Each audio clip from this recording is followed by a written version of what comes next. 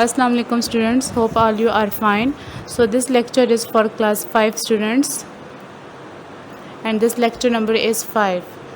Open your book page number 14 and the chapter number 2 computer memory.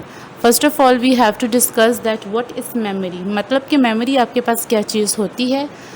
The capacity of a computer to store the data and information is called memory. Means कि एक computer की वो capacity जिसमें वो store करता है किस चीज़ को, डेटा को एंड इंफॉर्मेशन को, that thing it's called memory.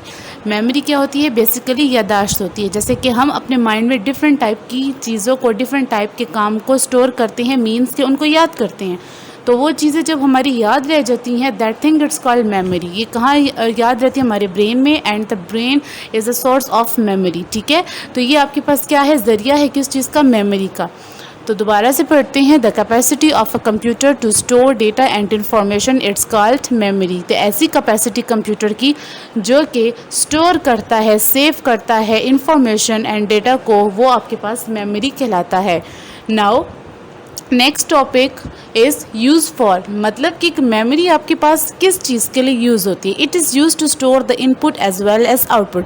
तो वही बात है जो कि मैंने आपको फर्स्ट पैराग्राफ में की है कि it is use to store. ये स्टोर करता है इनपुट जो आप कंप्यूटर को इनपुट दे रहे हो, and as well as output जो कंप्यूटर आपको आउटपुट दे रहा है. मीन्स कि कंप्यूटर आपको जो रिज़ल्ट दे रहा है, तो दैट थिंग आपके पास क्या है? इनपुट एंड आउटपुट को ये स्टोर करने के लिए यूज़ की जाती है. ठीक है, नेक्स्ट टॉपिक आपके पास है कंप्यूटर लैंग्वेज. लाइक कंप्यूटर की क्या लैंग्वेज है? कंप्यूटर किस किस फॉर्म में आपकी मेमोरी को स्टोर करता है. ठीक है, तो देखिए मैंने आपको प्रीवियस लेक्चर्स में भी बताया था कि कंप्यूटर जो है बेसिकली बाइनरी कोड्स की लैंग्वेज को समझता है. बाइनरी कोड्स की लैंग्वेज में आपके पास 0 एंड 1 आ जाता है. ठीक है, 0 is used for off and 1 is used for on. Computer systems just 0 and 1 की लैंग्वेज को समझता है और इस लैंग्वेज को हम प्रोग्रामिंग लैंग्वेज में बाइनरी लैंग्वेज कहा जाता है. इसको हम बाइनरी कोड्स कहते हैं. ठीक है, अच्छा, अब जैसे कि मैंने आपको पहले भी बताया था कि हम जो कंप्यूटर की लैंग्वेज को नहीं समझ सकते, कंप्यूटर हमारी लैंग्वेज को नहीं समझ सकता, तो बेसिकली कंप्यूटर के अंदर एक ऐसा ट्रांसलेटर होता है जो कि हमारी बात को कन्वर्ट करता है कोड्स की लैंग्वेज में, और कंप्यूटर की जो लैंग्वेज है उनको कन्वर्ट करता है हमारी असेंबली लैंग्वेज में, यानी सिंपल लैंग्वेज में, जिसको हम इंग्लिश लैंग्वेज कहते हैं. ठीक है, उसमें कन्वर्ट करता है. तो इसकी वजह से क्या हेल्प हमें मिल सकती है कि हम एक दूसरे की बात को अंडरस्टैंड कर सकते हैं. हम जो कंप्यूटर को इनपुट देते हैं, कंप्यूटर उसको गेट करता है, और जो प्रोसेसिंग वगैरह होती है, दैट थिंग आपका क्या हो जाता है? कंप्यूटर हमें आउटपुट दे सकता है. मीन्स कि हम दोनों का जो कन्वर्सेशन है, दोनों का कम्युनिकेशन है, it's based on the translation tool, and this translation tool it's called translator, जिसको ट्रांसलेटर हम कहते हैं. एंड कंप्यूटर जो है कोड्स की लैंग्वेज को अंडरस्टैंड करता है और हम असेंबली लैंग्वेज को बेसिकली अंडरस्टैंड करते हैं.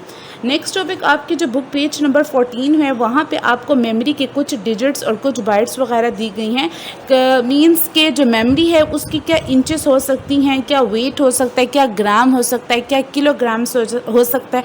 मीन्स कि कंप्यूटर की क्या क्या कैपेसिटी है. देखिए इसकी एग्जांपल मैं आपको ऐसे देखती हूँ. कुछ लोग होते हैं जिनकी मेमोरी बहुत शार्प होती है.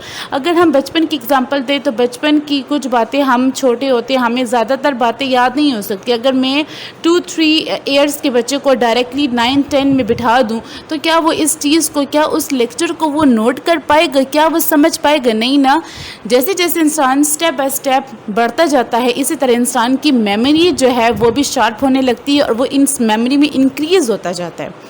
ठीक है, तो हम छोटे बच्चों को, छोटे लेवल के स्टूडेंट्स को हम उनके लेवल की जो स्टडी करवाते हैं. ठीक है, और बड़े लेवल के बच्चों को उनके अकॉर्डिंगली, उनकी मेमोरी के अकॉर्डिंगली हम स्टडी करवाते हैं.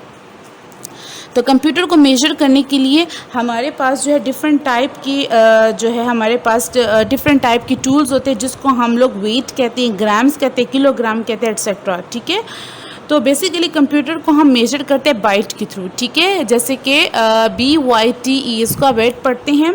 ठीक है, इसके थ्रू हम कंप्यूटर को मेजर करते हैं. A byte consist of a group of 8 bits. 8 bits जब मिलती हैं तो आपके पास 1 बाइट मिलाती है. जैसे कि हम आपको ये कह सकते हैं कि 1 byte is equal to 8 bits. 1 byte आपके पास तब कंप्लीट होती है जब आपके पास 8 बिट्स कंप्लीट होती हैं. 1 nibble is equal to 4 bits. जब आपके पास 4 बिट्स बनती हैं तो that it's called 1 nibble. 1 kilobyte it's equal to 1024 bytes. 1 kilobyte it's equal to 1024 bytes. 1 megabyte it's equal to 1024 kilobytes. 1 gigabyte it's equal to 1024 megabytes. 1 terabyte it's equal to 1024 gigabyte. जैसे कि हम लोग कोई भी चीज़ को बाहर से लेने के लिए जाते हैं, ठीक है, तो उस चीज़ को मेजर करके दिया जाता है. फॉर एग्जांपल आप मिल्क लेने जा रहे हैं और आपने मिल्क लेना है 2 लीटर्स, तो 2 लीटर्स के लिए वो क्या करता है, वो जो शॉपकीपर है वो उसको मेजर करके आपको अकॉर्डिंग टू 2 लीटर्स जो है आपको देता है, ठीक है. इसी तरह आप कोई और चीज़ भी परचेज़ करने जा रहे हैं लाइक फ्रूट्स एंड वेजिटेबल्स, तो वो भी जो है आपको मेजर करके देते. तो इसी तरह कंप्यूटर की भी ये मेमोरी है. तो कंप्यूटर जो है इसी चीज़ को जो है समझता है और इसी चीज़ के अकॉर्डिंगली आपको आपका आउटपुट देता है. ओके स्टूडेंट्स, इसके साथ आज का आपका जो होमवर्क है, date 4 June 2021, read page number 14 and 15. Means कि आपने 14 एंड 15 पेज की अच्छी तरीके से रीडिंग करनी है and plus do exercise on page number 17. Page number 17 पे जो एक्सरसाइज है आपने इन्हीं 2 पेजेस में से इसके ऑब्जेक्टिव्स को फाइंड करके बुक पे करनी है और आप इसकी पिक्चर्स हमारे साथ शेयर करेंगे.